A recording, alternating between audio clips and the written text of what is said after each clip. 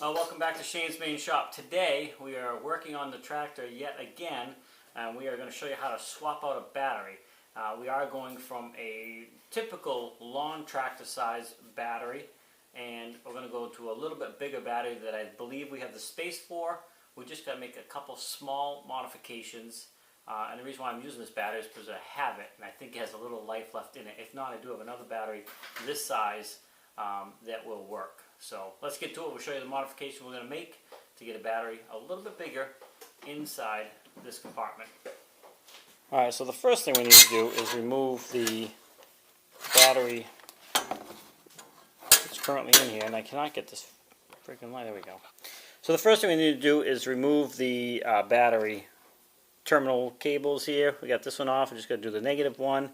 And the modification I have to make is, right now these are bolted on with these bolts into here, but the battery we're going to be using has the regular stud ports, and I'm going to be using this device, which is typical for in a car, but it's going to go through this hole to do that. In order to do that, the hole is slightly smaller than I need, and I'll widen this hole out a little bit so it'll receive that piece, and then we will be able to install the larger size battery. Now before I go and do that, I am going to make sure that battery will drop in here, and that's the battery right there. We're going to bring it over here, see if it'll fit in here before I make any modifications. If it fits in, we're going to make that change. So let me get that other battery terminal disconnected and this battery out of here, and we'll go from there. So you can see I got the old battery out. It's over there, and we got the other one in here, and it will fit. I do have to turn it backwards so the terminals are back here, because this is the ground side and this is my ground wire, and it would not reach across the front over here, and of course my power one's here.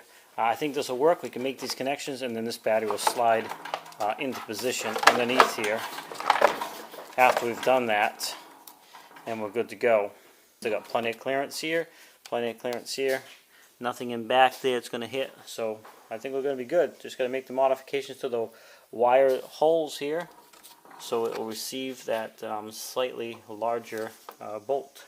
So we're going to do that next. Okay, and all I'm going to do to open up this hole a little bit is I've actually clamped, I'm going to use my hand here, on my leg, I've clamped the vice grip to it so I can hold on to it. I don't want, the best thing to do would be to remove the wire from the tractor, take it over to the drill press, clamp it down so it's all nice and safe, but I'm not going to do that. I'm going to clamp it to the vice grip, and then I'm just going to use my drill here and just round that hole out, bore it out a little bit wider so it can handle that bolt.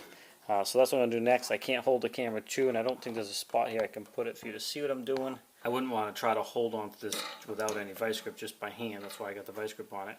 I'm just going to take my time.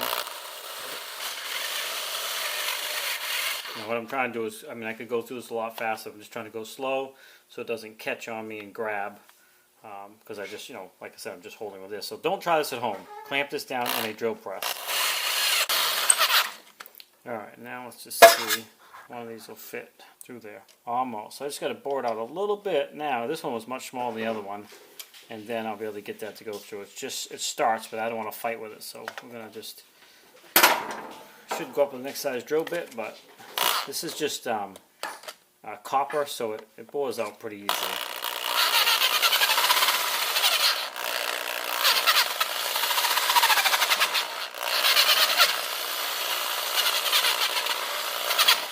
Now I know a whole bunch of you are going to say I'm doing this wrong, and you're absolutely right. You probably should just go buy all new leads with the right size hole, but again, it's a long tractor, so if you don't want to do it this way, that's totally up to you. But for me, it's going to work perfectly. Look at that. Now we're good to go to screw this into the new battery, and we'll have our connection. So we got to just repeat that process with the power wire that's going to the battery, and then we'll show you it bolted up, and hopefully she'll start up for us. So I got these all drilled out so they'll fit. Also, take the time while you got this apart, clean up your terminals. You can use a wire brush or a small piece of sandpaper. I use sandpaper. Now I just got to bring them around here, make the connections on both sides, and then we'll slide this battery into position. And I'm probably going to use a bungee to hold it in. It's a little bit bigger battery, so we'll do that too. But we're going to get this hooked up and hopefully fire it up. There you go. That's a full-size small car battery in a lawn tractor. So again, this is a battery I had laying around that happened to have a little bit of life in it. I'm not sure if it's how well it's going to hold up. It's been sitting around here. Might as well give it a shot because the battery that was in the tractor was completely useless. So all I need to do now is get this pushed down on both sides, so it's not impeding putting the hood down. We still got all our airflow clearance here. And the bungee is just pulling it forward a little bit like that, but at least, normally you don't even have to do it, but where it's a bigger battery, I thought, why not put that in, and just to give it a little added support. With that said, this should close down no problem at all, and you never even know the modification was made. So we're going to go ahead and get this plastic stuff off here, and make sure it fires up real quick. We're going to go ahead and give this thing a try and see what happens. We're only going to start it for a second because it's in the garage, and I don't want to fill the garage full of smoke, and it's getting ready to start raining out, so we're not going to take it out for a ride. Let's see what happens.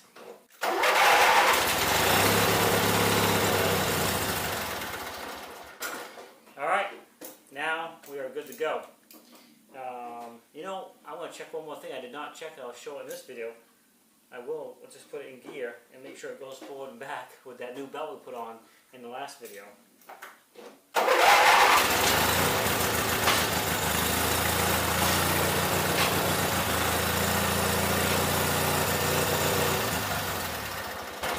The answer is yes, but it's a brand new belt, so it's tight. You got to push that clutch / brake all the way to the bottom, and when you let up just a ½ inch, it's grabbing to go. So it'll take a bit for that to kind of work in, but our lawn tractor is back in service. So thanks for swinging by Shane's Made Shop. Please like, subscribe, comment, come back often for more videos. We'll be back again next week. Have a great day. If you have any questions, leave them down there, and I'll try to help you answer them.